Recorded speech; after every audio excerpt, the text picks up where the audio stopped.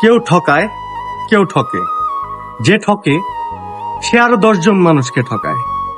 এভাবেই চলতে থাকে দিন। যে আবার 10 জন মানুষ আরো 10 জন মানুষকে ঠকায়।